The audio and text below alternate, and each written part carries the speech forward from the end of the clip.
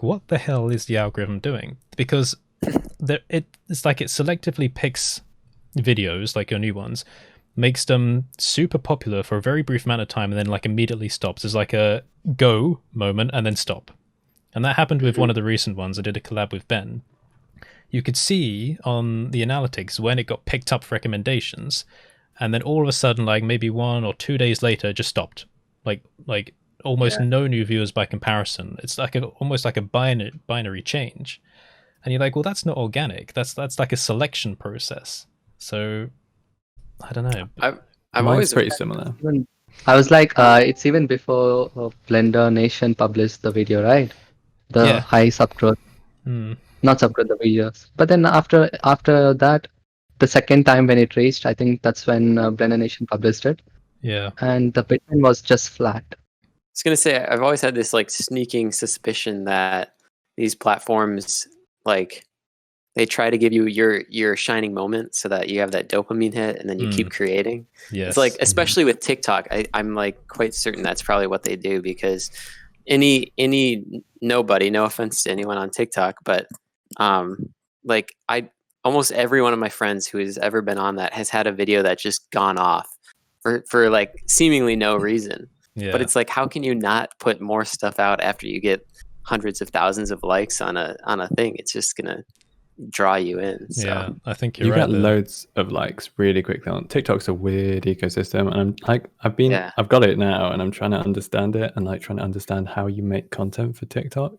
Because for a start, it's all 9:16 portrait instead of obviously our computer screens are 16:9, so I can't just like screencast something. But then as well, like just the whole content ethos seems to be like everybody's doing skits on it, which is weird. And then so like I posted something that was just like a really throwaway video, and it just like within a couple of hours had several hundred views, and it's like I didn't really tag it, I didn't do anything. Like how are people finding it? It's such a weird place. Yeah. It's also all 14-year-olds, which is weird. I think you or people pretending to be 14. Oh boy. I'll say hi to Michael first. Yeah. I was gonna say, right, Jacob, I think you were onto something with the whole like intentionally giving people those hits or those moments of excitement, because for those platforms, right, they thrive on having a constant stream of new stuff to push to people. So like they're always getting views, and it's always like ad worthy and all stuff like that. And what better way to do that than to convince people, the creators, that what they're making is worthwhile by giving them like a flash of views, because you're locking them in. Because then you're kind of showing them that, oh, you can make a job out of this, you can make a life out of this if you really tried. So maybe you should stick around. So I think there is a bit of psychology there. And I think YouTube might be doing it a bit. Yeah. It's hard to say, but it definitely seems like that sometimes. Hi, Kev, by the way. I'm trying to be quiet, make a small, smooth entrance. Oh, actually, what are you guys talking? Actually, what are you guys discussing? How algorithms that we think they're designed, because like sometimes what they select to do well or what they select to recommend is very random. We sort of have a feeling that they're giving people random hits for like a dopamine response or something to make them feel like that they should carry on making stuff. And then at other times we wonder why the videos aren't doing so well. And it's not just on YouTube, it's other platforms. But I think there might be some truth behind that, because has anyone else had something completely out of the ordinary, just random, appear on their recommendations? It'll be something like maybe a random science video or whatever, and then you click on it and you go into the comments and it's just everyone saying YouTube recommendation squad or something like that. Who else got this recommended by YouTube? It's on no one's... Like, 7 years on? Yeah, 7 years on, just YouTube recommends how did it. that happen? That video is on that came from no one's interests. YouTube just randomly selected that one to start recommending. So I think there might be a bit of truth behind that whole idea.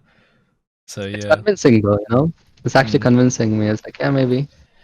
So there's also big data to throw in that as well. So Google know that all of us chat together. I don't know how, but they'll know, and Facebook probably know as well. So they've got this sort of big data that they can use to say, well, Curtis has watched this video and he has a ton of subscribers, and that person there is a friend of this person there. So we'll recommend all of these, that kind of content. And we tend to hang around in circles that we like the people of, and who have similar interests to us and outlooks to us. So it's not. It wouldn't surprise me if big data comes in, even if it's all anonymous. We know from big data you can pinpoint someone given enough information. Mm-hmm. So there's probably a lot of that in play as well. Yeah, I think you're right. Have you guys watched the Social Dilemma on Netflix at all? Yep, just watched that. No, I haven't. No, I haven't. What's it about? You definitely need to watch that. It's about how social media is designed and how addictive it is, and how it's designed to trigger the dopamine hit. And it's really telling. It's worth watching. They have the guy on there who invented or helped work on the YouTube recommendation algorithm, I think. Yeah. And he's like one way to counter these algorithms is by not clicking on any recommended videos. Just go around it. Now this is anecdote, but a few years back when Facebook started getting ads on it, so I might be going back a few years now, but I spent the time going through and saying, don't show me this again, why I find it offensive. I did that probably about 50 or 60 times. And then for the next month or two, I saw no adverts. It was brilliant. Wow. I don't think that would work these days, but it definitely culled a lot of adverts. I've done the same thing, and they just show me more of that crap. Yeah, I don't think it works anymore. I'm like, what? Yeah. I just like literally like I can just hit I don't want to see this crap, and then I'll like refresh the feed, and it'll show up again and again and again. I can't get rid of it. I swear. I go into Google, I wipe it out of my history, I wipe it out of my preferences, I go into the do you want to see these ads? And I say no. I mean, I go through the whole rigmarole, and it still shows up. I'm like, yeah, I remember using the Reddit mobile app, and so every time you see a post, there's like in the top right corner, there's these three little dots, right? And that's a button for like a drop down. You can choose to hide the post or save it or do whatever you want there, right? So that always works, and I know where to press it. Like, I'm so used to pressing it, but I remember adverts coming up once, and I saw one that I really didn't like, and it's got the three little dots in the corner, but I tried pressing it and nothing happened. Like, it does nothing. Like, you can't hide it. I was trying for like 10 minutes. I tried it on other ads, and I'm like, you put that button there, but you've given it no purpose. Like, I don't know if that's still a thing, but I remember at one point. You. Yeah, exactly. It's taunting you. You're not letting me hide it. It's a psychological experiment, and they're just recording to see how many times people hit that, and it does nothing, and seeing how many more times people hit it. Adverts are really interesting. So we were watching something on my partner's YouTube the other day, animals and stuff like that, cute puppies.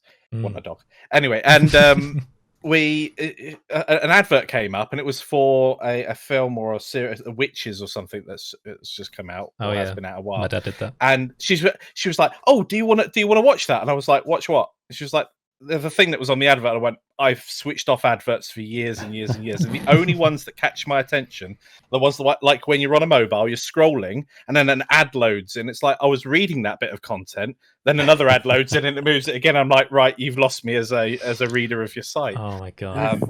Yeah, it's just like you just want the paid for impressions. It's like you can plaster my screen with adverts. It's not going to work. It might make me leave your site though. Yeah. I think it's something very different. My least favorite advertising experience is always on recipe pages, because first off, I don't know why this is such a thing, but you have to scroll through pages to actually get to the real recipe. It'll be, you'll look up mac and cheese, and they'll be like, what is cheese? Here's the history of cheese. And I'm exactly. I just want to know how to make this.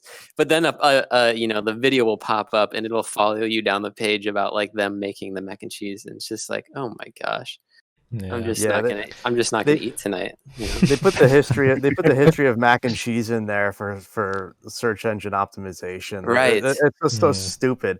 The worst are those ones you'll see the 10 pictures of celebrities from yesterday that you won't believe, and then you click on it because because you're stupid, and you click on it, you're like, I want to see this, because I do this 3 times a day because I'm dumb, and I'm like, and then it's like you see one picture, and then it's 18 ads, and then you gotta to see the like the before, and then to see the after, you have to like click on another page, and it goes to another page and another page and another page loaded with ads, and it's just when it's a just list, designed. but it's consecutive pages. The slideshow, Exactly. yeah. It's just ad arbitrage at that point. That's all it is. It's an arbitrage site. That's it. And I'm like, why do I keep falling into this crap? Yeah. It's like why do I keep ending up at an Amway indoctrination meeting? Like, why? It's like that guy in the bookstore seemed so nice when he invited me to this gathering of friends. They try to sell you on Amway. Oh, there's something that I'm convinced Twitter does by design, right? So if anyone uses Twitter on desktop, how many people do here? Just out of interest? 50-50. Yeah, sometimes. Very rarely. Right. So that it's got the search bar in the top right. Mm-hmm. You click in the search bar, you want to search for somebody, you start typing a name. Right? If you've been visiting their profile regularly, they appear as the top result. You go to click on it, all of a sudden they move down. Yes. And hashtags appear. And that doesn't need to happen, right? It's just as you mouse over as well. Exactly. I'm convinced they've designed it. They know exactly the average amount of time it takes for someone to click on the top result, and they're doing it to get you to look at other content feeds. And it's the most annoying thing ever. So, I'm trying it right now. God, imagine if it is malicious like that, though. Yeah, definitely watch the Social Dilemma. Definitely watch that documentary. It's telling. So the elephant in the room here is obviously anybody watching this is probably thinking, why don't you just use ad block? And if everybody used if everybody used ad block, the ad basically things like YouTube would end up being paid for completely. I mean, I subscribe to YouTube. I'm in the fortunate position that I can afford to pay a monthly fee to not have adverts, and I'm after seeing what it's like on a non-advert it's horrible trying to watch it on one of the kids' devices. I'm like, dear. But I used to run an ad blocker until I realized how harmful it is to anybody trying to create content. Whether it's a blog site or whether it's something else, they're all trying to have some ad revenue coming in. That's the purpose of the ads being there. Yeah. And I know if you do subscribe to some services anyway, like YouTube Premium, you actually contribute more to the creators that you actually watch than you would do through adverts alone, unless they watch thousands and thousands of YouTube videos a month. Then it might be diluted somewhat. But yeah, ad block is unfortunately really harmful for creators. So it's as soon as I learned that and I understood how much that affects people, I just turned it off. And then, as I was saying earlier, if I frequent a site and suddenly it's impossible for me to enjoy that site, I just won't go to that site anymore. It's as simple as that. I mean, the internet's full of content, so if one place wants to pee me off, then I'll go somewhere else. I'm sure there's better content. And that brings us to today's sponsor, BlenderNest. If you like what we're doing here on this podcast, give us a subscribe, a like, drop a comment, and please notification watch bell. The ads. Notification bell. Set it to all, not personalized. The notification. One more for the people in the back. Ad all the way through. Don't hit skip. Personalized does not do anything from the notification bell. I talked about this before, and I said it on my Patreon thing. My own dad who watches every single video, is not getting notifications anymore for my videos. Because YouTube, in their almighty wisdom, decided that he didn't want to watch them anymore because he had the bell on personalized, not all. Wait, there's multiple bell settings now? Yes, there are. Yeah. What in the world? Exactly. Like in case clicking subscribe wasn't enough information for YouTube to know that you wanted to get notified for videos, and in case hitting the bell button wasn't enough on top of that, you now need to set that setting to all. Jeez. I'm going to start asking that in the middle of a video now rather than leaving it to the end. I've always thought with content, I dislike asking for someone to hit like and subscribe the moment you start the video. I haven't earned it at that point, as far as I'm concerned. But also leaving it to the end when people have got the gist of the video. It's kind of, I know some people will like and subscribe anyway, so I'm going to thread it in somewhere in the middle of videos from now on because it makes sense. They've enjoyed the content. They're like 2 or 3 minutes in. They're definitely watching. To maybe you get that feeling when you're watching someone, they're about to end the actual video and start their own personal sales spiel or whatever else they want to talk about. And I do it all the time. I'm a big fan of SciShow. with Hank and his crew, and the intonation, because it's written by the same person, you can feel you feel the story arc and its end, and it's like, and next video. Yeah, definitely. Soon it's gonna be a bell, and then it's gonna go down to personalized, and then it's going to go to friend or family. Yeah, it's going to go to partner. Yeah, basically, as they're making the algorithm like more complex and more all-encompassing, they just want to add more settings because it gives them more data to work with, don't you think? Right. So like it's going to become harder and harder just to say to the website, no, I just want to watch these videos. Jeez. It's stupid because surely the point of the algorithm is that we have to do less work to see the content we want to see. But now it's like, okay, I have to pick exactly what sub-silo to put something into now. Yeah, I said, oh, you've gone all colourful. That's cool. Beautiful. Am I going to come back? Yeah. Oh, rules of thirds. Wow, we're getting behind the scenes. Janky. You're on a cannon. I will say, I think actually on that point about like the whole point of those settings making it easier for the algorithm, I suppose from Google's perspective, the user doesn't know what they want to watch, right? They're like, oh, we can keep them on for longer than they would normally, or we can show them things that will get them more addicted to the site, stuff that they wouldn't encounter just by themselves. So I've noticed they if you watch like one slightly different video now, YouTube will actually pull you away from what you commonly watch all the time.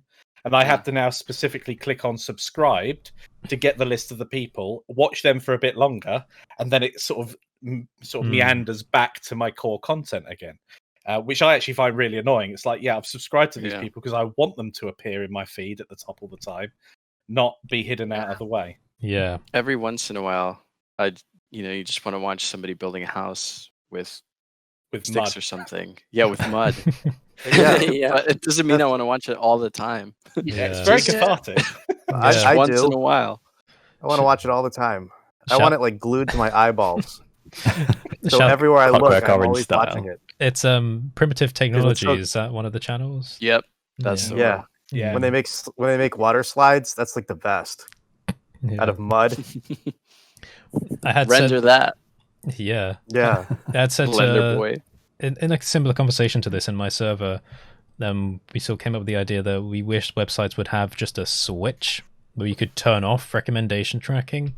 So if you just want to go down the rabbit hole and maybe watch videos about like UFOs for an hour, turn off that switch, do it, and then turn it back on. The recommendations haven't been affected, you know? You have that option. I think for all of this to happen, what really needs to happen is competition. And right now there's zero. There are like 4 companies controlling it all right now because they've grown so big, and it takes so much money to host videos and to host all this stuff in bandwidth fees alone that it's all consolidated. Now what happened here in 1984 with the Bell telephone system, the whole big mob Bell, the government came in and said, no, you're a monopoly, we're breaking you up, and they broke them up into all these different little subsets.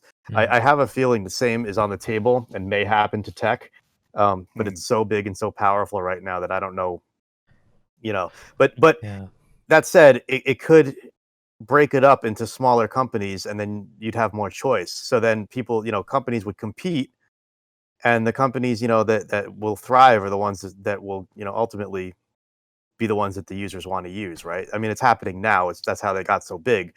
But it's like so big now that if you want any of this stuff to happen, and all of these ideas are awesome, like they're not going to get implemented because they just don't care. They're seeing billions and billions of dollars flood in every month. Like, but as well, if you have a huge company, you can't innovate and be agile in the same way that a startup can. So you need that you need the money of YouTube, but the size of like a small YouTube. Yeah, exactly. Being nimble. If it's broken up, there's the possibility, and this doesn't always happen, there's a possibility that once you break it up, more investment can flood into different things, and then you'll start seeing these other companies compete for users, and it'll be really good for us for a while until another one grows and becomes a monopoly. But that could take 10 years. But the investment, people will be investing in the different smaller companies. That's one theory. Other theories are the whole thing goes to, to crap and it all falls apart. But come on, people want to make money. They're going to invest in stuff. So it's not going to happen. Everything's not going to fall apart. Like things are going to rise. So it'll be interesting to see. But I think we're reaching a point where, especially after the movie, The Social Dilemma and things like that, it's going to reach a critical mass where people are going to be like, all right, enough is enough. This is crazy. Like you have all of our data, everything about us, and we're being targeted by obvious nefarious actors in the world. Like something has to change. And I think the political pressure is mounting where we're going to see, for better or worse, I'm not taking a side here. I'm just saying, like, we're probably going to see change in the next few years because it's gotten crazy.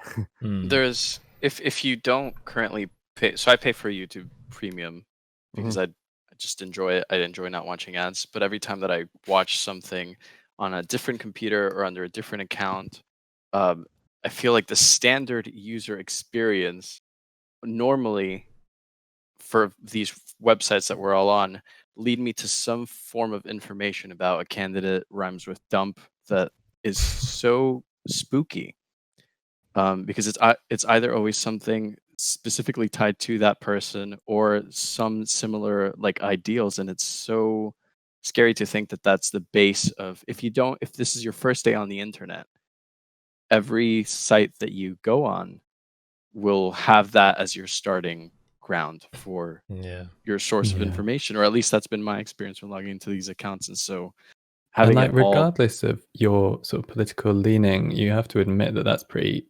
insidious that's going on at that level. It's nefarious, I'll say that word, and it's insidious, I'll say that too.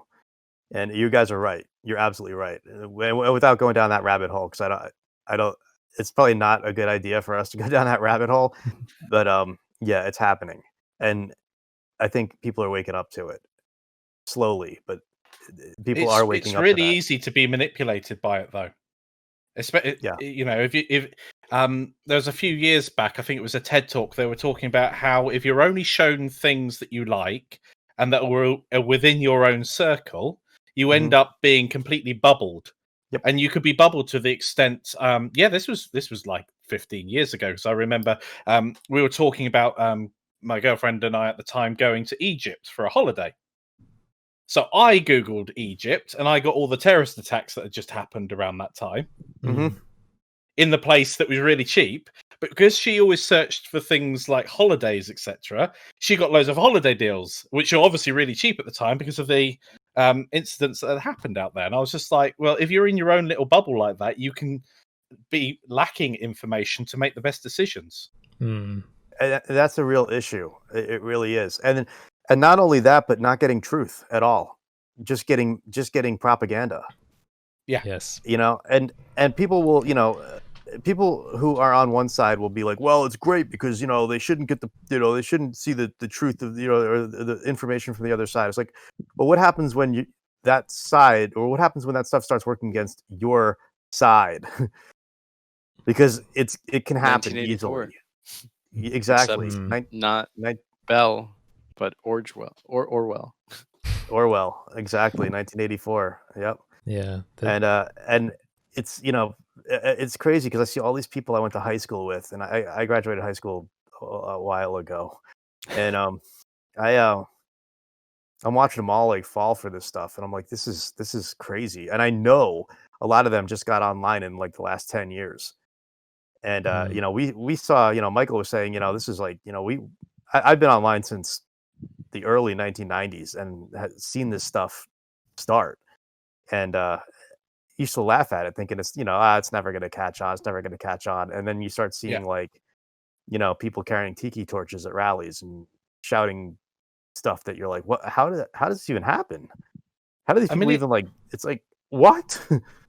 It's not even whether or not someone's intellectual or they're just ignorant. As humans, when you read a headline, I mean, this is something that I get really rallied up about. I read a headline, and then you actually go, "Oh my word!" There was one recently in the UK. There was a bomb that they found in one of the rivers from the World War II, and the way that the BBC had headlined it made it sound like they were defusing the bomb. There had been an accident, the headline made it sound like that someone may have died during the no, they'd failed defusing the bomb. They'd come back and they'd used a controlled explosion from a remote distance. I'm like, so your headline doesn't match. And a lot of people, they only read headlines. I know. Oh, and so you end up. I've been caught. I've said to my friends several times, you've just read the headline, haven't you? And I've been caught out with it as well. It's got nothing to do with that. We're humans. We're lazy. We want the information in as bite-sized bits as possible. I mean, this is true with Blender as well. Do you want to sit through a 50-minute video? Well, maybe if you've got lots of detail in there and nuance. But actually, I'm experienced with that. Can you give me a 2-minute Ian Hubert sort of CG Matter style one? They're horses for courses and all that. This is this like double standards, right? I think that's the key word. People don't notice it or they don't realize it. It's a real problem with this whole bubble system that's kind of, or this bubble paradigm that's come around from social media algorithms. Twitter is the worst, I think, for building bubbles, because depending on who you follow, it's designed to be your comfort zone. So you can say to people, like, if you get all of your information from Twitter, reevaluate where you're getting your information from. And like, it's easy for one side to say that to the other side without considering it themselves. Like, oh, you angry person on Twitter, you're only angry because you're just surrounding yourself with this people. Yeah, well, you're doing the same thing.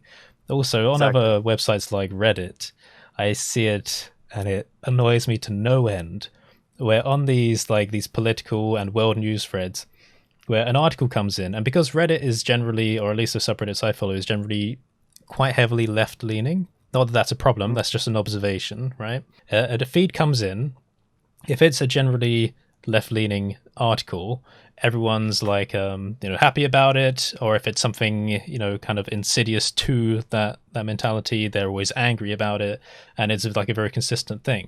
Now, if you keep in mind the title of the newspaper, right, that's sharing the information, there's no mention about it in those situations. It's either for or against.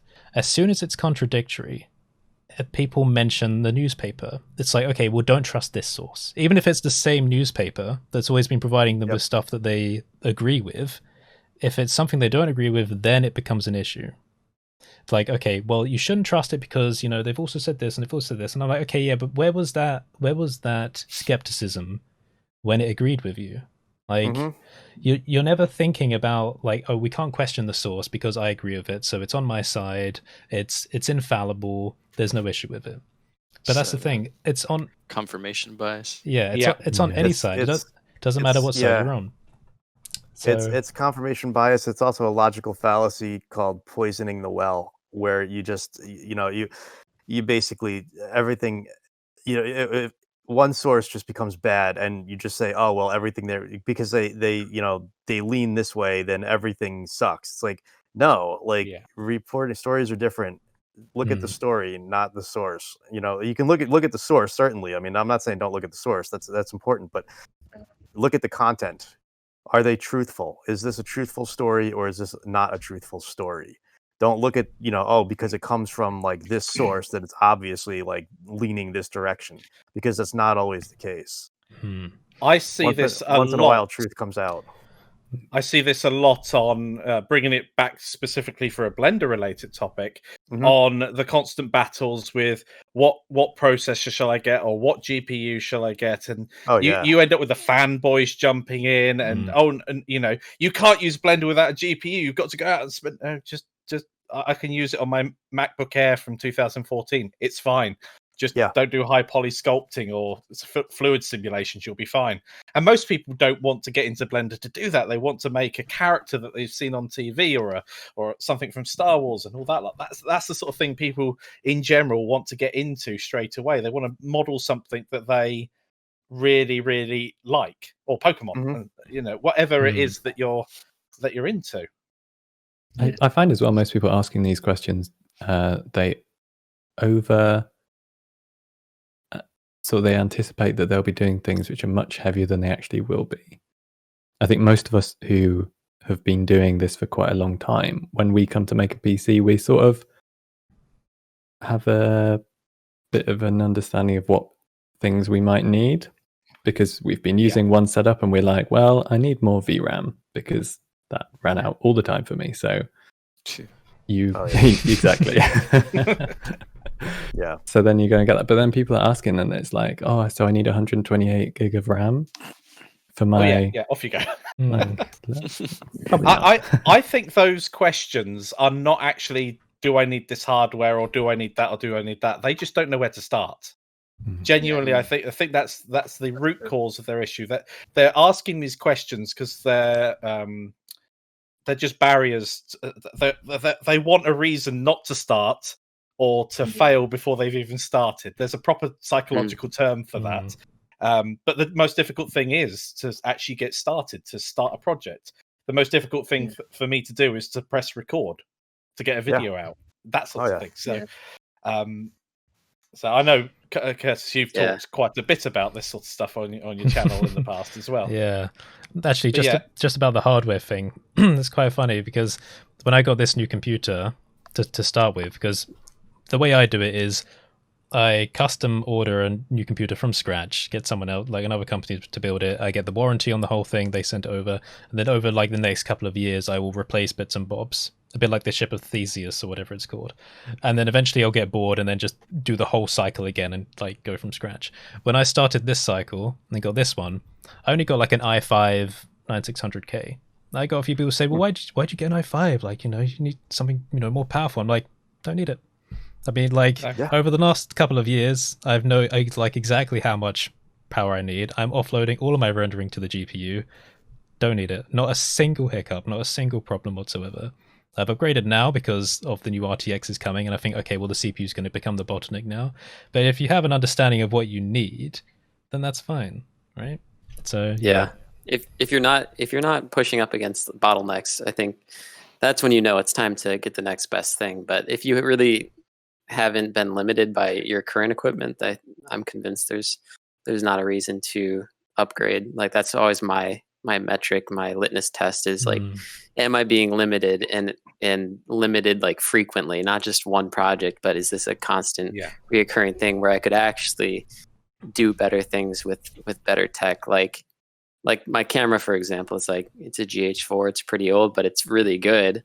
There's a lot of new shiny toys out there, but it's like, objectively speaking, a very good camera. So I know this one, oh shoot, what was his channel? It was like DSLR Video School or something, but he would only shoot with like a Canon T3i, and he used it for so long, and that was just his whole thing, was like, man, this shoots really good video, and I'm not going to upgrade, and just kind of go with it. I have a T2i, and I still love it.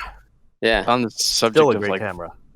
One project sometimes even coming up against those limitations is sort of a teachable moment or a learning moment, because then you can really think about, well, okay, so I can't really render that in the amount of time that I need, but are there other ways that I could be doing this, or setting up my scene, or using something procedural, or dumbing down, or not dumbing down, sorry, like decimating the mesh count or something.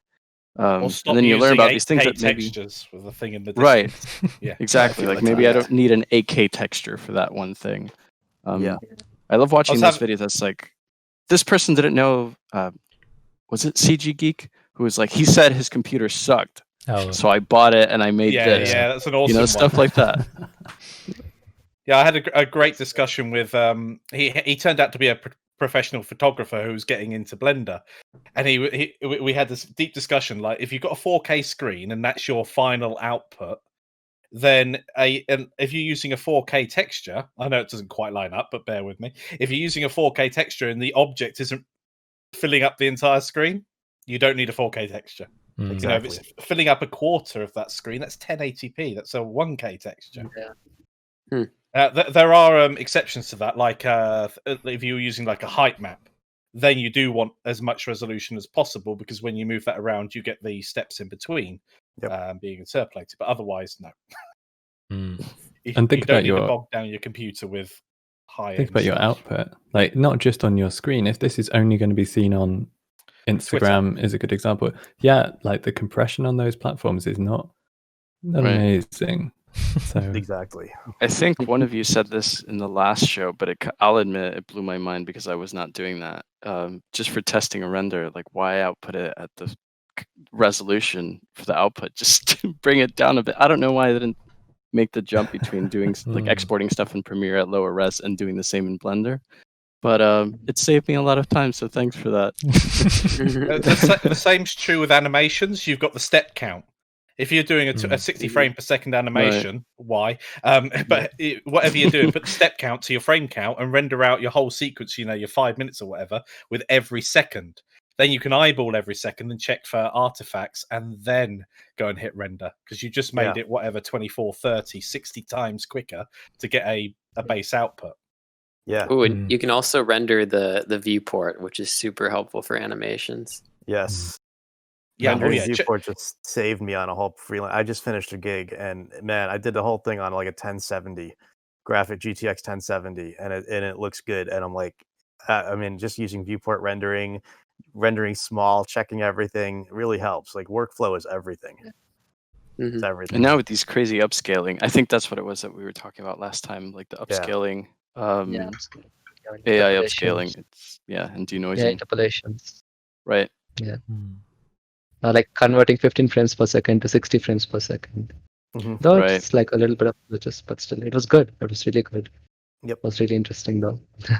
And honestly, like, I mean, video tutorials look great at like 60 frames a second, but entertainment usually looks better at 24. We're used to that. Yeah. It can make you feel sick as well, can't it? There's a few films that came out at 60, and then everyone was just like, "What? Can't watch that." Yeah, like The Hobbit or something, like turned into like a vomitron in the theater or something. It was like, people like getting sick, can't watch it. You're like, why? Oh, it's 60 frames a second. People are just getting nauseous.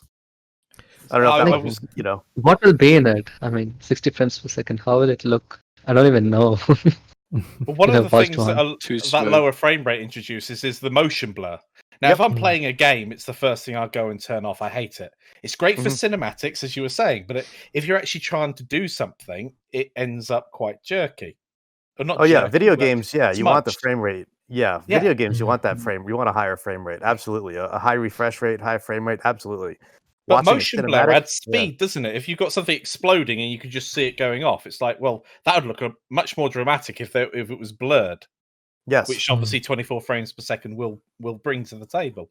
Yep, because you're getting like a longer exposure in between, so you're getting that nice, Yeah, it's nicer for our eyes. I mean, when I watch something, if I watch entertainment that's like 30 frames a second or something, I'm like, it looks like a soap opera to me. It looks cheap. Even though it might not be cheap and it might be using like extremely expensive, hardware to make, it still looks cheap.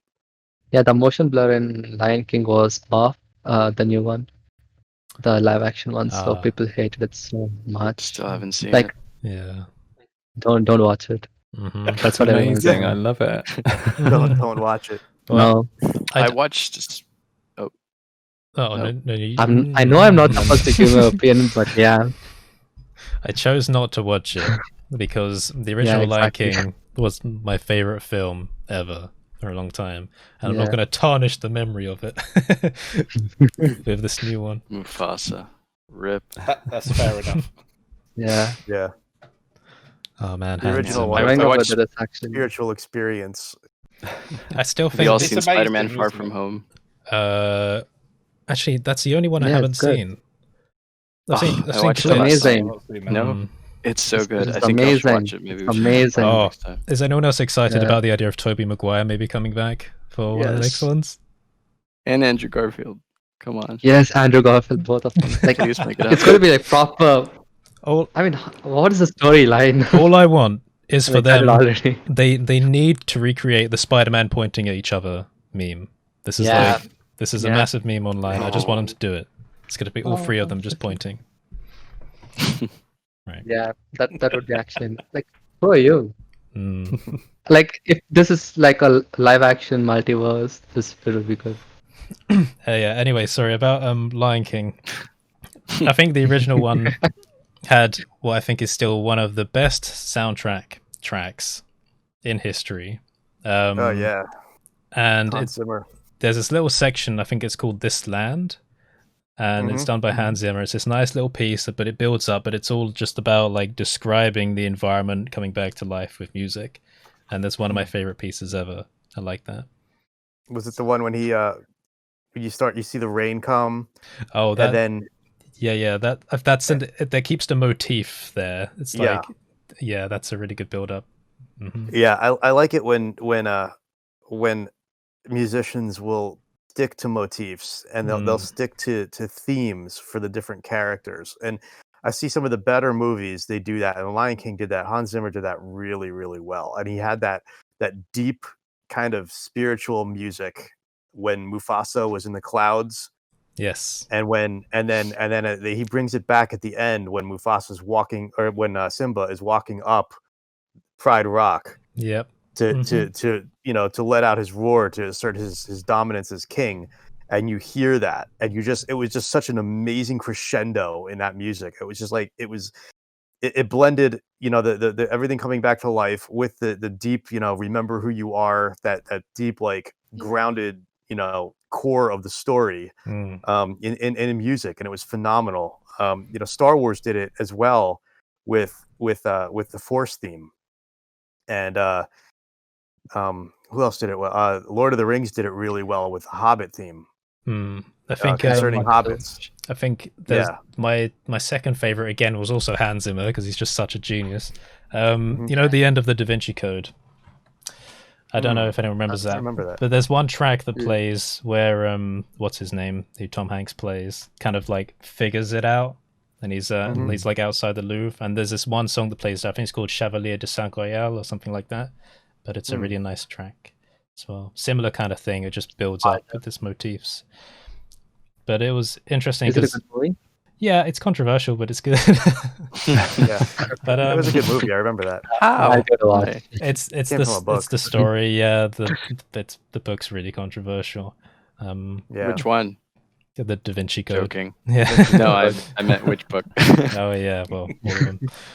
But there's an interesting video of Hans Zimmer talking, like breaking down his career.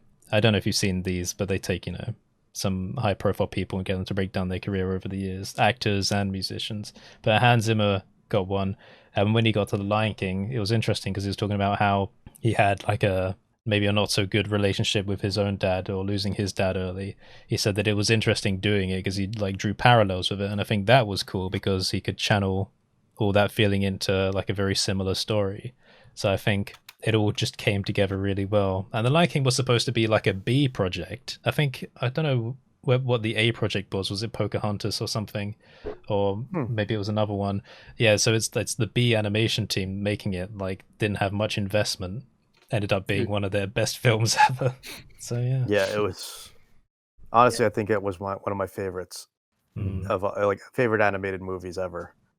But Aaron Blaze's characters, they're so like expressive, the way that he designs characters. Yeah. It's very, very well done.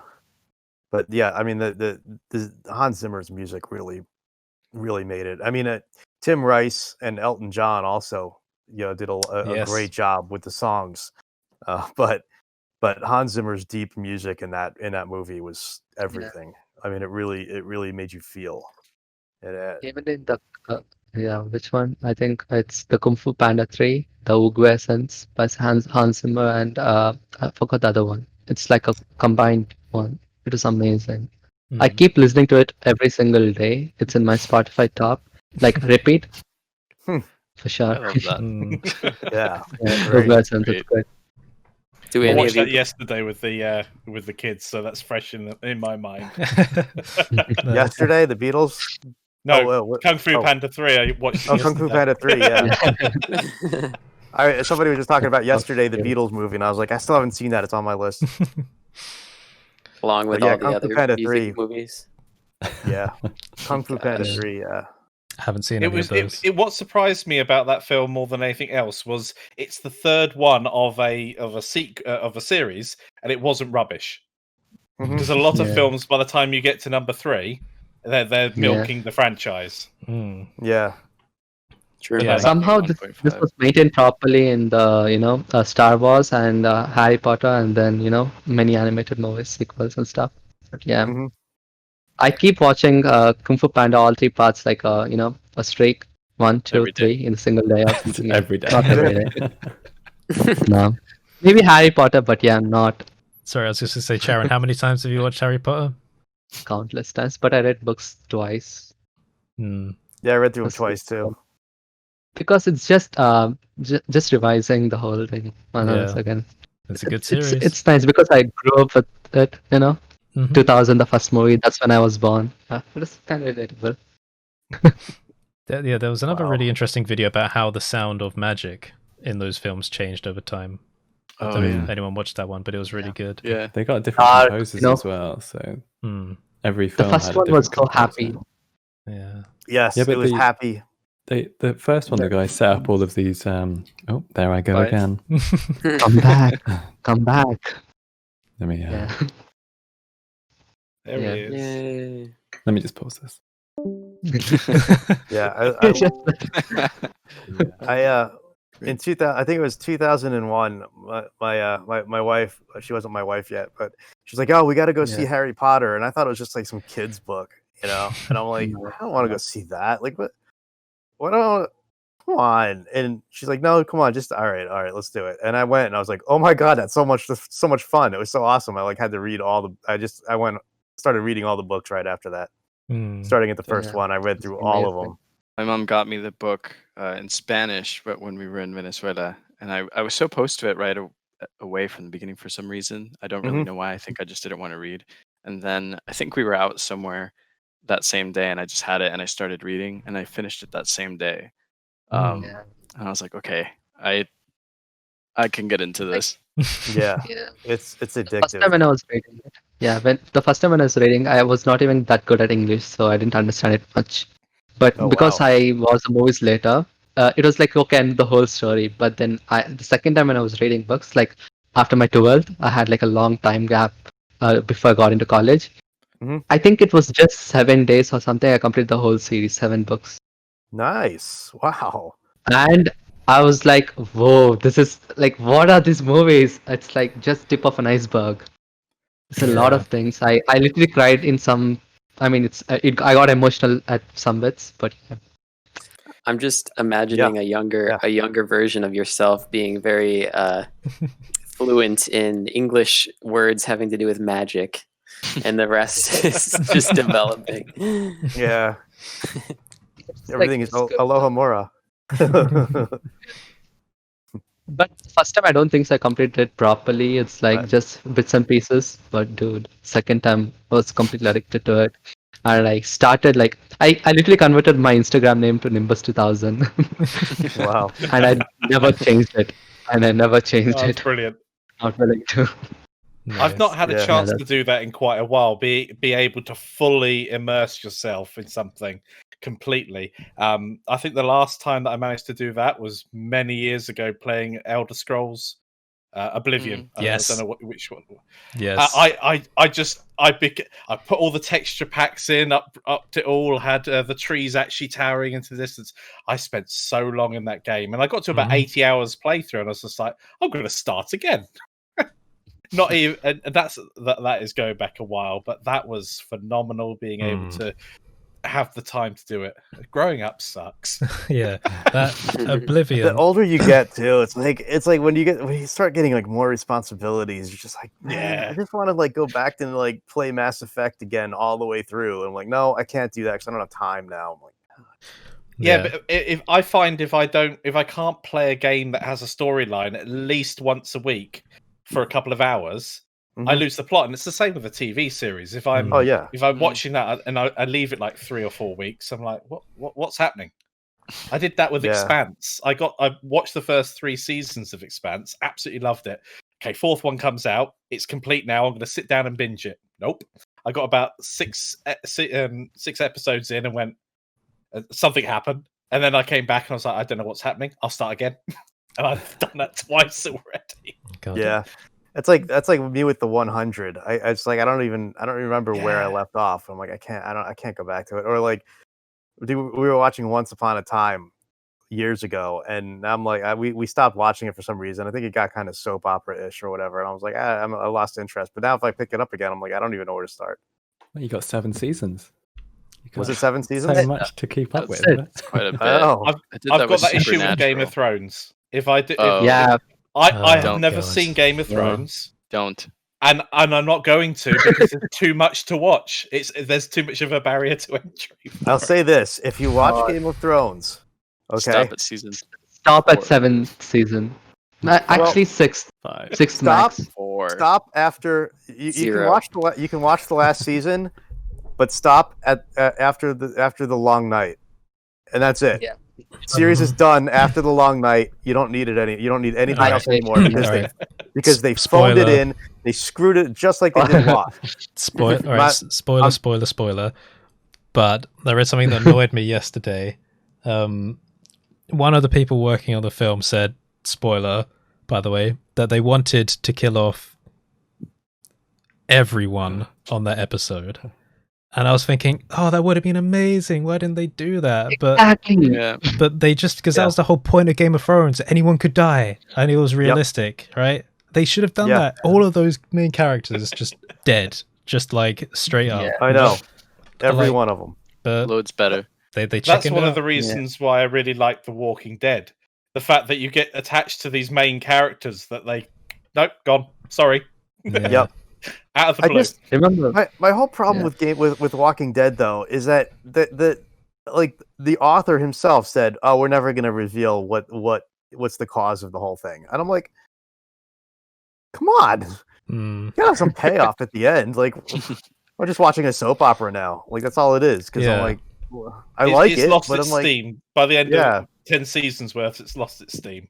It's like if you don't have payoffs and like them figuring out what the heck happened, like the thumbs up and it's all over. So I don't want any spoilers. Like it's not the. It's like reading Stephen King books. Like has anyone here read The Dark Tower?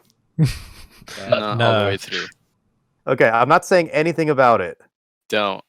Someone's already spoiled the end for me. Actually. Okay, so. It's absolutely. I'm not going to say anything, but it's absolutely phenomenal. But Stephen King he admits it, cannot ever write an ending. So he gives you the choice to leave it off at a really good point or continue on the last chapter, and he gives you that choice. All right. I did the last chapter. I'm like, all right, well, okay, but it's really good. Yeah, I hate that. Like, stories should have endings, right? Good ones. Like on the Harry Potter does. I mean, Mass Effect does. Even if it's controversial, Mass Effect still had an ending, and I quite enjoyed it the first time I played it. I liked it. Yeah, the thing that really like solidifies a series as legendary is one that has a really good solid, has a start, has a beginning, it has an end, and it all makes sense. And then you can package that as like an amazing experience. Otherwise, you're just left with this trail, this like frustrating trail of fault that you never know where it's going to go. Yeah, and I don't like that. The only series that I've watched like 4 or 5 times again and again have been ones that have proper endings. Yeah, that are just like, that was nice. That like whole package as one thing was a nice thing. Yeah. And you can enjoy that multiple times, even though you know where it's going. Mm-hmm. I don't mind if they leave things open-ended as well. Like a few plot trails that you could see could develop, but the main story arc that happens comes to a nice, ending. Have you all seen Dark on Netflix? No, I haven't seen that. Is that good? It's good. It's amazing. Awesome. Yeah. My classmates are obsessed with it. They're like, "You didn't watch Dark? What are you doing with your life?" Wow. It's German, right? I mean, yeah. Maybe subtitles would help. Great. No spoilers. Yeah, but it's got beautiful color grading. It's got a decent score. I saw the trailer and I really like the visuals, so I want to watch it. Yeah, it's a great study in color grading. Yeah. Like I finally finished the series, His Dark Materials. I started reading The Golden Compass years and years ago, and I finally just polished it off like a couple of months ago, and it was really, really good. And I thought it wrapped up perfectly. It was beautiful. And HBO has it on now, and they're just doing an amazing job with it. And I think that series has a lot of legs. Another one we watched recently that we finished was a comedy called it's called Schitt's Creek. I don't know if you guys have seen that. It's on Netflix. SCHITTS. So we're not like this. I didn't just say a bad word for YouTube. But it's such a funny, well written, incredible like series that it swept the Emmys, and the the ending was perfect. I was like, this wrapped up perfectly. It was awesome. It's like totally worth watching. Completely different than Lost, which, oh my god, if you guys remember that show Lost. Yeah, I watched I think the first few episodes. I never really followed it through all the way. I think I watched seasons 1 and 2, but it just that show was phenomenal. It was phenomenal up until like the last season. Yep. And then like Damon Lindelof and Carlton Cuse were like the guys writing it or producing it or something, and they like went into hiding for like a couple of months after that show ended because everyone was pissed off. I was like, they wouldn't take interviews, they wouldn't answer questions. It was like they just fell off Earth. I'm like, yeah, people were so angry because it was such a great show. And then like the last, you're like, what? This isn't. Why did I watch that?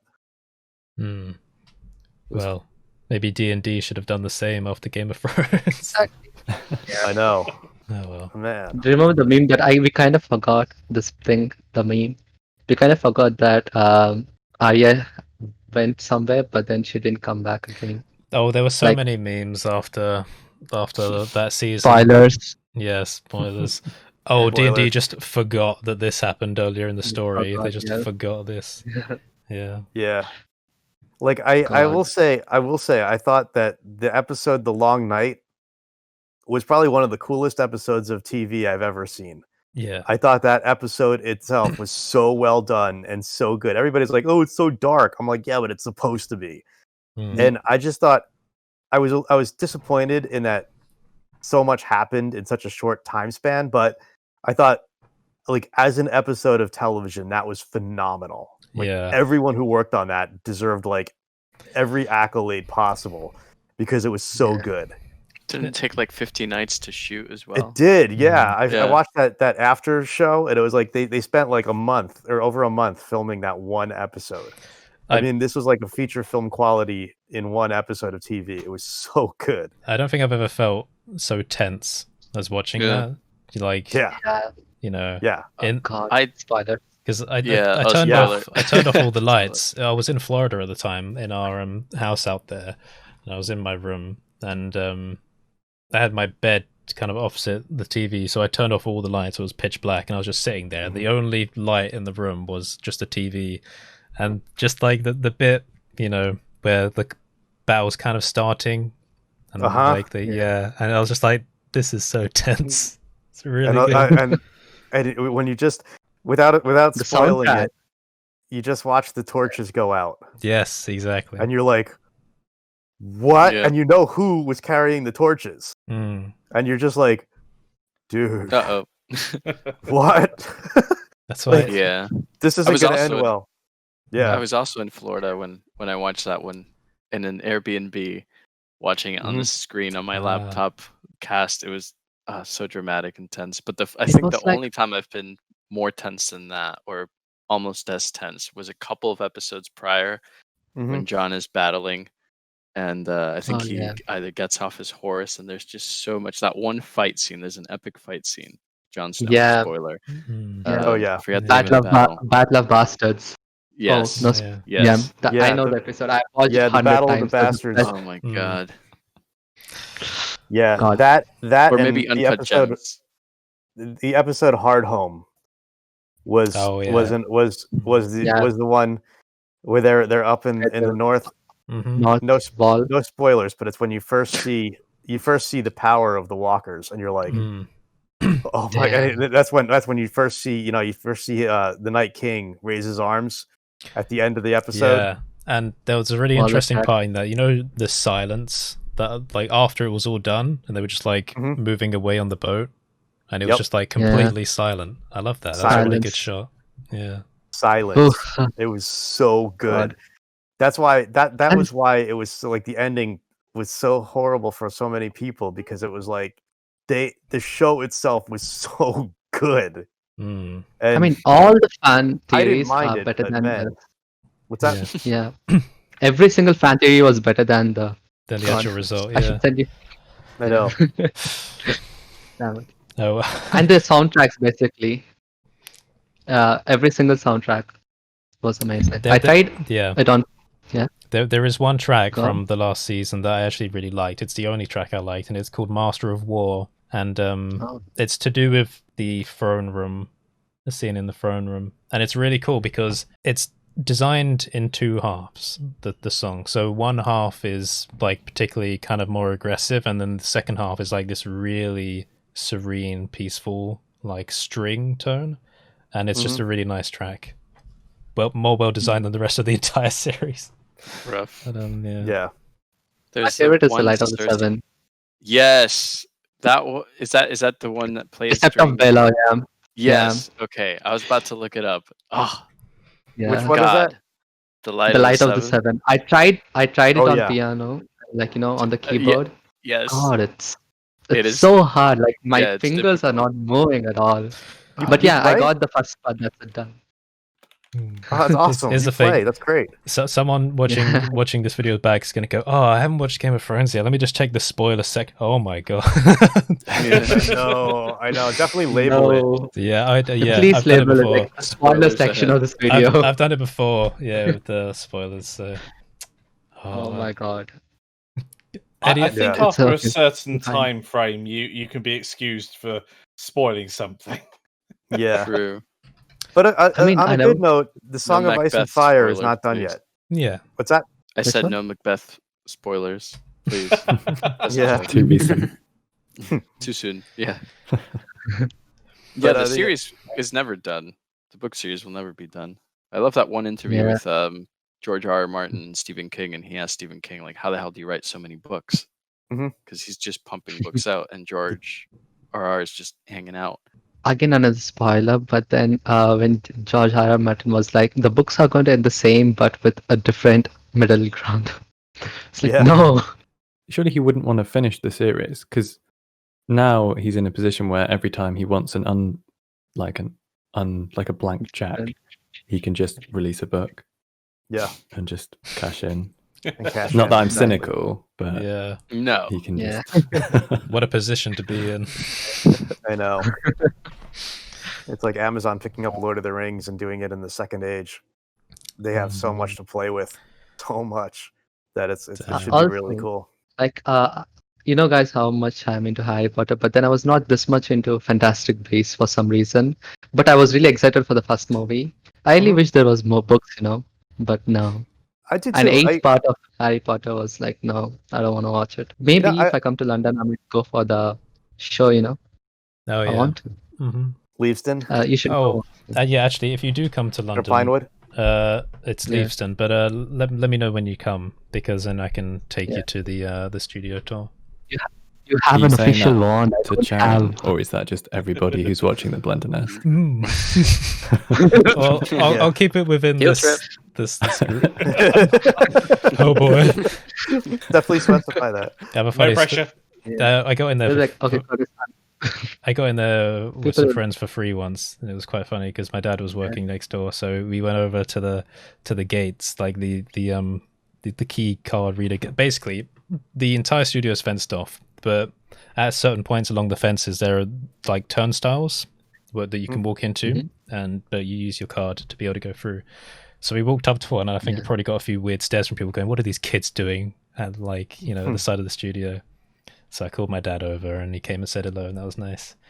And I was wearing my lanyard from when I had done work experience there and stuff for Robomoko. And so I was wearing it when we were going around, and they've got a little like cafe in there. And so I brought some stuff in there, and the guy said, "Oh, you work here? Okay, I'll give you the discount." And then I thought, okay, that's handy. That's awesome. That's great. Yes, very good. I really want to. Actually, I really want to. Let's see if it's possible anytime soon. Yeah. That would be cool to see. But I loved the Fantastic Beasts. I actually watched the first one. I was skeptical because I was like, I don't know who's Newt Scamander. What is it? I thought that movie was incredible. I loved it. And I watched the second one. I really liked that too for some reason. And I just kind of I usually like if it's a story and it's going like in the backstory, I'm really not all that interested, except in the Dark we need to Tower. connect the dots, right? They have to connect the dots from the past and the already written books. Yep. So they took this one thing randomly, Fantastic Beasts and Where to Find Them. It's in the first book. Yep. Like in the first book, and they made a movie out of it, and they have to connect all the dots. Yeah, and they have to connect all the dots. And I don't know. I'm waiting for the epic battle between those two legends, Dumbledore and Grindelwald. That's the only thing what I'm waiting for. I don't really care about the other story. I just want to see how they're going to.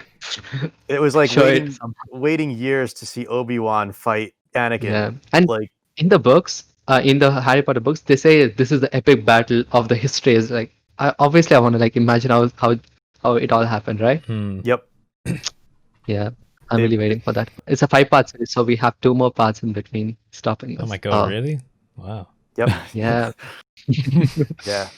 I like the story, I guess, but the films just didn't have as much charm for me, I think. Yeah. Like they don't have the charm because they don't have the child, the wonder, the sense of wonder. When you watch Harry Potter, you read Harry Potter, you feel like a kid again. You're like, magic. It's like this, Yeah, it's a little bit. It's a hero's journey too. It's a bit more than that as well, because like in Harry Potter, it is, of course, it's fantasy, but it's also kind of close to reality. But it's like you're exploring a world still while you're there, because you've got Hogwarts and you can't even comprehend the size of that, and it's mysterious. So like you're always seeing a new place. Then you've got the grounds around Hogwarts, and then there's like all these things that happen there. You're kind of like exploring as you go. But like with Fantastic Beasts, it all felt very businessy. And that's maybe because a lot of it's like, in city environments, probably not, but like, I don't know, but it was just a lot more dialogue and all that. You're not really exploring so much as just really experiencing just a drama between people. So yeah, mixed feelings. But overall, it's good. You hit it. Yeah, it's the exploration. I mean, the character art was amazing, Magic is real. Cover your ears, sure. Yeah. I suppose it's also like when you're watching the original Harry Potters, you want to imagine yourself there, right? Yeah. Like, what would you do? Yeah. I don't want to imagine myself in the Fantastic Beasts films. I'm sorry, but some of those places are so boring. I'm like, oh my god, really? Like, lived in New York, felt the pressure. Yeah, exactly. Been there, done that. To be honest, moved to LA. To be honest, I don't even know what the story of Fantastic Beasts is because I really didn't concentrate much. I really didn't dig in. All I know is like, okay, there's another Dumbledore right now, who I haven't heard ever before. It's random, Okay, never mind. Oh yeah, be gone. Yes. One last thing, I like the character art in the movies, though. Yeah, they're really good. All the beasts, basically, which are so cute, like Evie, which you have it beside you. They're damn cute. Some of them. Oh yeah, but not as cute as our upcoming puppy, Miss Penny. Yeah. Keep sending. Awesome. I don't know why I'm so excited. Keep sending Sharon pictures. She's so adorable. Oh my god. She's a spaniel, but their ears when they're pups are so small, but they're gonna become huge like when they're older. But they're just like these tiny little bits of rubber just on the side of their heads. Just these tiny things. That's awesome. So sweet. They'll grow out. I haven't opened eyes yet. Yeah. I'm so excited. You should do a spaniel sculpt. Yes, I should do. Yeah. I'm gonna show her on videos when we finally get her. Yeah. That'd be should fun. do BlenderNest, but it's just our pets. So I saw Kev's cat made an appearance earlier. Yes, even Bramble did. One of Do my children count as pets? Wow. More pests than pets. Well, they cost money. You have to feed them. They need to go to bed. Got to take them for walks. Oh god. Now I'm actually scared to get over. You don't have to be old to have kids. Yeah. Yeah. There's man. There's a lot of people from my year that have kids, multiple kids. Some of them with different mums. Aren't you 24? But yeah, I'm 24. Yeah, different lifestyles, very different. Yeah, by 24, there were a lot of people in my high school that I went to high school that they had kids. I didn't have my first kid till I was 34. I'm imagining though, like what's the school ground conversations like because say parents picking up their kids. I mean, it'd be different for like depending on the school, but here a lot of parents go to pick up their kids, right? And so there's a lot of like waiting around beforehand. Parents tend to talk to each other, they make friends, but like for the kids that had kids really young, they'll be standing there with like all these middle-aged, men and even older sometimes. Like, what's that conversation like? Or if you're going to parents' evenings, you've got a dad that looks like he could be at the school I know. with his kid talking to the teacher. Yeah, I think it's different between like the suburban and rural areas where they tend to have kids younger versus the cities where they tend to have kids when they're older. So most here, like I'm like sometimes I'm hanging out with other parents. I feel young. I am because like some of them are like in their 50s having their first kid. I'm like, wow. Like all right, but yeah. There is one more thing I want to talk about, like going out of your comfort zone, which is not many. I mean, many people won't do that, right? Because no, I'm talking about I'm talking about Blender. It's something else. Yeah, it's out of the topic. That's right. I mean, out of the comfort zone. Like, for example, I was only to Nodes for a while, but recently I started modeling again after like 4 months. Other than Blender Royale, because what do you guys think? Like, is it really good? Is it a good idea once in a while? Yeah, once in a while, definitely. Lupa, was that out of your? Did you feel that was out of your own comfort zone, Curtis, when you were sculpting Lupa? Well, not really, because I'd done lots of sculpting before, especially in like 2016. It was more of like just a return to it. So yeah, I mean, out of my comfort zone is for me is stuff that I've probably never touched before, because the things I have done, I've done a lot. I suppose other than Nodes, though, I've still got a lot of learning to do with Nodes. But things like rigging and animation, that would be way out of my comfort zone. But I never really touched that. I'm waiting for the day when he's going to like, okay, I made this animation. So here it check out is. this rigging. I actually animated demo 2 of your emissive lighting project. Yeah, that's coming soon. I need to do some music for it. It's cool. nothing like extravagant, but all right, nice. I've been using Nomad Sculpt quite a bit recently. If you're familiar, it's like this Android and iPad app for sculpting. Oh, right. It's my, I guess, it's really my first time diving into sculpting, but I've been trying to do one on my commutes, at least one, and it's been really fun. Nice. But definitely at first it felt very awkward and alien, and like, I shouldn't be doing this. But then I discovered that you can do more than just like drag on things. And I'll check that out. That looks awesome. About that, it's great. The emissive lighting demo, did we ever figure out what that weird color issue was? I don't think so. But I actually like it in black and white.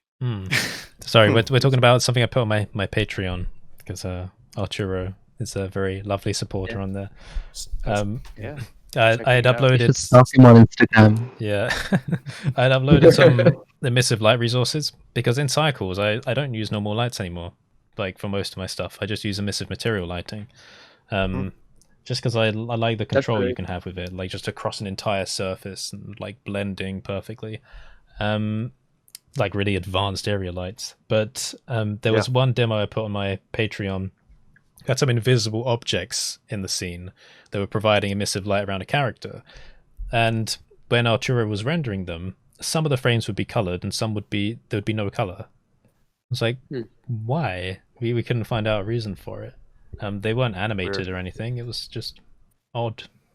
But it was to do with how many. Yeah, it was to do with how many samples he was using on the render. Hey, we were talking like Blender was really glitching in one of Curtis' servers. Like, that was so weird. Like 100 glitches continuously. Yeah, we had like the viewport started like shifting like this and that. Yeah, we've got a user on my server called J Yoshi, who been having the weirdest things with Blender you've ever seen.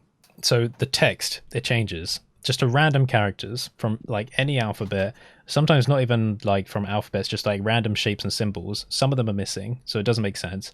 And depending on how zoomed in you are, it changes as well. And then like he has, when he moves, sure they're not taking the when he moves things around the screen, it creates these weird effects. Like lines are going everywhere in the 3D viewport, and the entire node editor slanted. Like it just slanted. angled. That the node sounds was like a hardware issue. Yeah. Yeah. So hardware driver issue. Yeah. We would say that to it. We're like, reinstall your drivers, and then it starts doing that. We're like, reinstall your GPU. Yeah. Reinstall everything. Yeah. God, it's my crazy. new computer. Back in the day, you'd get viruses that would like make all the text fall to the bottom of your screen and stuff like that. Maybe he's clicked on something dodgy. I don't know. We thought the same, but then it's not happening to any other application. Okay, it's only Blender. Weird. That's very weird. Stressful time. And even my viewport started glitching. Remember, and I used to send screenshots in the server. It's like it's the same thing, but this is a really new laptop. What I'm using right now, i7. But yeah, 9th gen. It's still so it's not the hardware issue for sure. It's something with Blend. Many people got the same errors as well. It's not only me. I thought I should report it, but let's see. Yeah, it's Very weird. strange. Maybe I should. Oh, Jacob, I wanted to ask you something. Yeah. Why are your videos so highly professional? Like, it looks so good. Why? What's the secret behind it? The secret is spending 2 months on it. Like, really? Like 2 months on one video? No, like legit. This past tutorial series, I was just reflecting on it, and I realized that I started writing the script. Actually, let's see. It's stupid, but I enjoy it. But it's not really good for it's business. like it's really great. No, it's so good. I'm trying to not imitate you, but yeah, I'm trying in my next upcoming video series. But Jacob, dude, how? You have godlike patience. Yeah. I've also just made so many videos, and of course, all of us know that just kind of grinding through it again and again, you start to get a little bit quicker at it. But obviously, I would hope to pick up that pace a little bit more. It's amazing how putting even a tiny bit of polish on something, like not starting and demonstrating something on a very basic rig or a basic, I just load up Suzanne and show the technique on Suzanne. You go, oh, let's do something a bit more interesting, and boom, suddenly instead of it taking a day to do, you're a week in and you're still going. Yep. But the output at the end looks unique. It looks better. So overall, I think it's worth it, providing it doesn't sap too much of your time. Yeah. Like putting a lot of time on videos is good, but it depends on how many people are going to watch it. Like if it's like a minimum thing, I think it's fine. But because what I'm going to do is not many people are going to watch it because it's procedural mathematics. But I really want to show the mathematics visually, so people can understand it, when to use and what to use and where to use. But yeah, I did like a little bit of animation on that. But after looking at your new videos, like maybe I should put more work on it. That's why you wanted to pick up Resolve. Yeah, I am trying it in Resolve. So yeah, that guy who you showed me, like he's really good. I'm watching his videos, one video a day. Mario or Daniel? No, it's Casey, I guess. I'm not really sure who that is. Yeah. Casey Ferris. Yeah, he's too good. Yeah, he's really good. His channel's awesome. Yeah, I want to add motion graphics all the time, and I'm just like, I know this is a sinkhole. This is gonna add another day to production. Oh yeah. I mean, I want to do it in Blender, but then I don't really think Blender is that capable yet. Not really sure. So, what do you guys prefer for motion graphics? Mostly it is After Effects, right? Yeah. Oh God, look at. So that's my look demo at what scene. Arturo. Nice. Ooh. Why is it all inverted? Is it all? It's gone. It's encryption. It's gone. Arturo, what's happening? Yeah. So I didn't want to give too much away. That looked really good though. Yeah, that was great. Awesome. This is I didn't do any of that. That's all just like straight from the file. I think I just moved the camera. Cool. This is from Curtis's emissive lighting objects demo. Yeah. So that there's no volumetrics, right? Yeah, there's not in that, I think.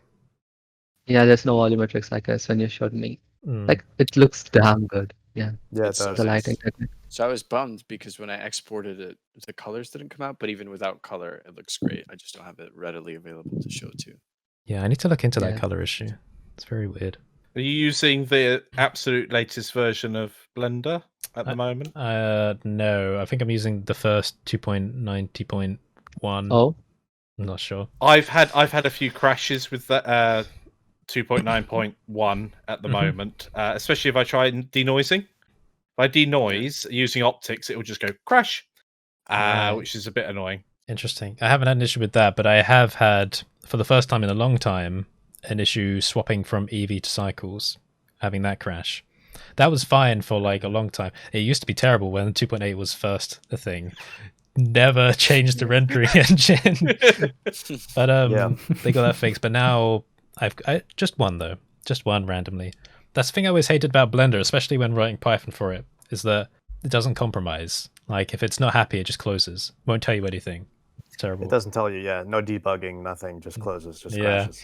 And even like I love the way it crashes. It's so sudden, and it's just like bam, desktop. Yeah, gone. Like it's gone. God. It's the thing. Like when you're writing Python scripts for it, you want to keep an eye on the system console, right? Which is attached to Blender as a process, but you can separate it and read it. So if something goes wrong, you want to be able to read it for debug messages, right? Gone. yeah. Like you can't. So you need to like kind of guess what's going on, or like dump things to a file. I've got a solution for that. Launch Blender via the PowerShell.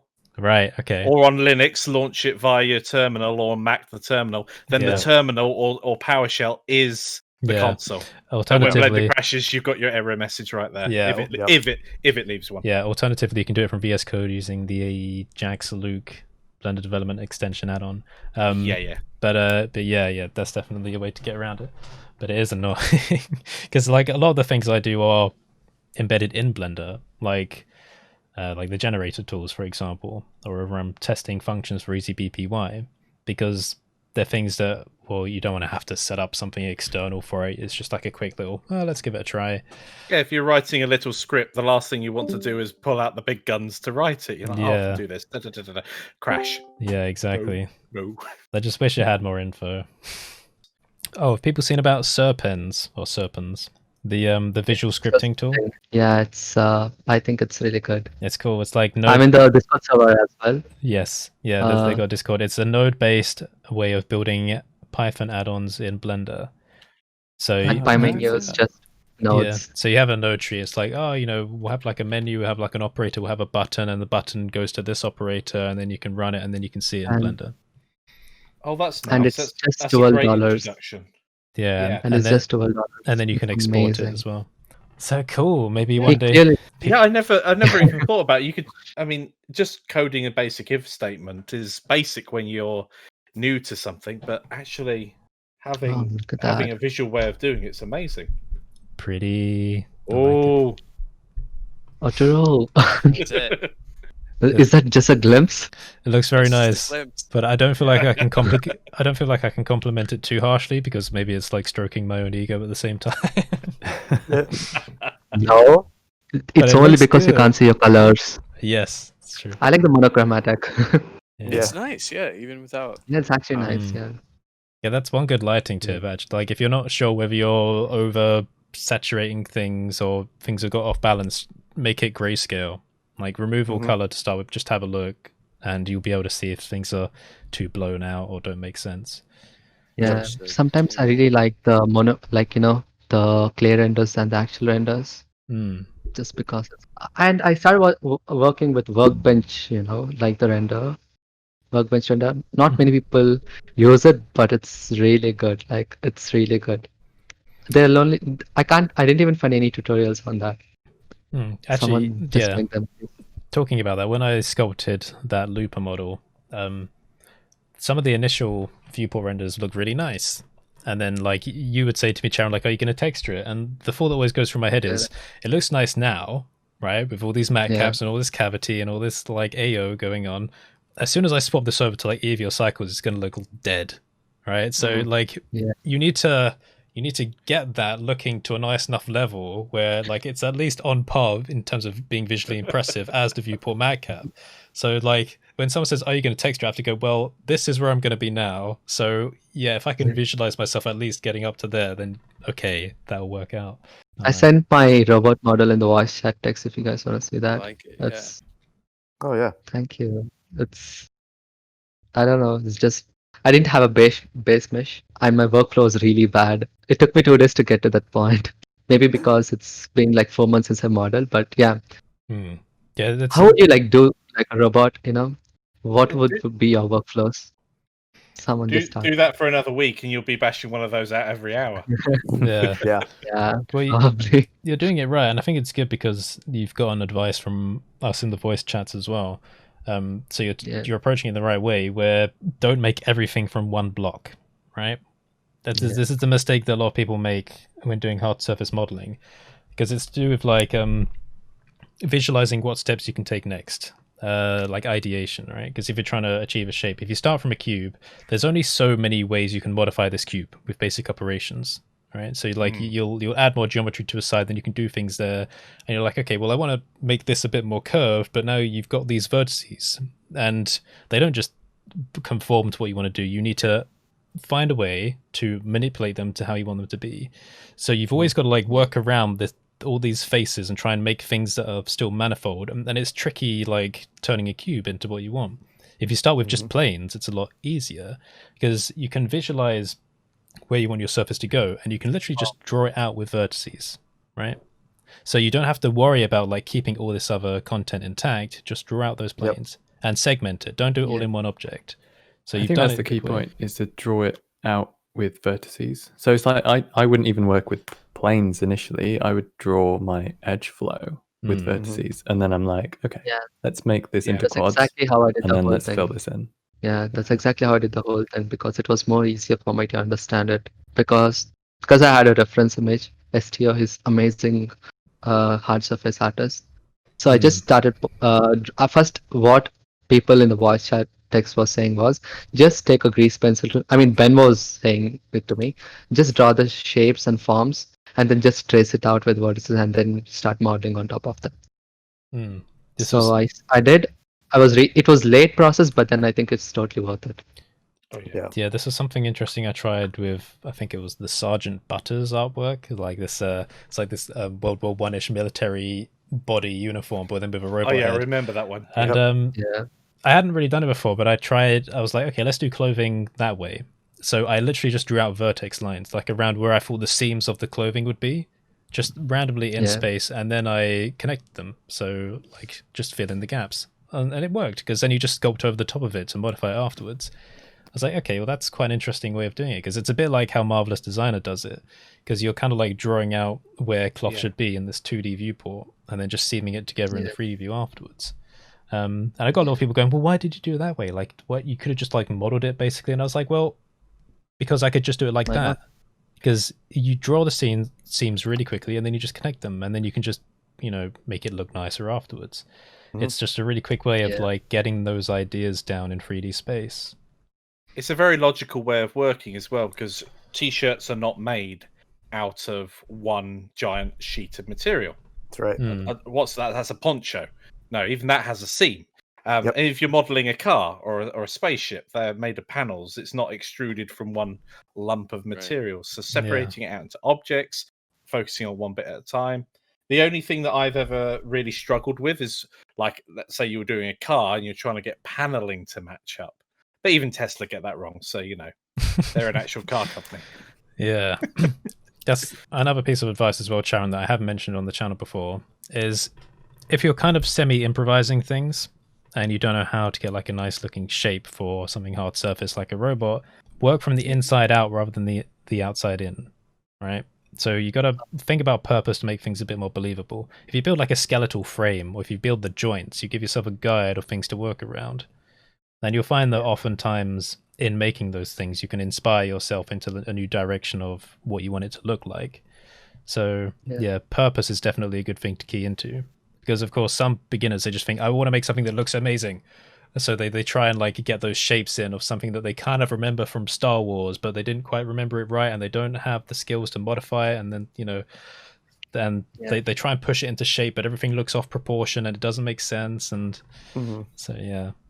Yeah, I was guiding one of my students with that as well. He showed me a picture of it was Star Wars themed, but it was his own like troop transporter. I was like, well, that makes no sense. Where the pilot sat in a meter space, and then the crew cabin's like 10 meters tall. None of this actually makes any physical sense. So go back, and he went off, and a week back he came back later and just implemented all of that. It was night and day the difference between the two models. One looked like it could feasibly exist, and the other one looked like a quick concept sketch without thought, sort of thing. You get a pretty quick impression of plausibility, I think, when you look at people's concept art. Even just like somebody's used a ball joint for an elbow, and it's like, you can't articulate that. There's no way that you, in like an engineering point of view, would be able to tell it to bend in a specific direction, a specific amount. Like, you don't even have pistons on there. There's just, I don't know. When I look at people's work, and it's like, I like it artistically, but from a design point of view, you've nullified your work. Yeah. Yep. Yeah, it all comes out when you try to animate it and rig it. It's like, this robot does not move. Like, it's gonna look ridiculous if it moves on these hinges or something. Yeah. Well, that goes back to what Curtis was saying, isn't it? If you start from the skeleton, if it's going to be animated, how does the thing move? If it's going to move in such a way that makes no sense, you're going to catch it at that stage, rather than, spending all that time making an awesome model and you can't animate it. Yeah. I'm scared to come with this model. I kept saying this to Aaron, like, I don't know how this is going to end. But yeah, and Sam, he's like a really close friend of mine now in the voice chat text. He was like, your first mod is going to suck. It's fine. It's fine. It's just keep modeling. Keep modeling it and keep sharing it, because people give feedback, I think, on all of the servers. Got some harsh feedback as well in other servers. It's all part and parcel. It's actually good. So it's like, okay, should I got like, at this one point I was like, okay, let me stop and let me get back to nodes. This is not my thing, but I really wanted to come with this one. I don't think it's going to suck, because you've been doing it very carefully. Like, almost all of the time you spent on it has been like under supervision and like having guidance, and so it's been going very well. If I don't complete, then I think you all, Curtis, you're gonna like, don't ban me from the server. I'll complete the model. This is like a joke, basically. Like, if I don't do something, ban. Yeah.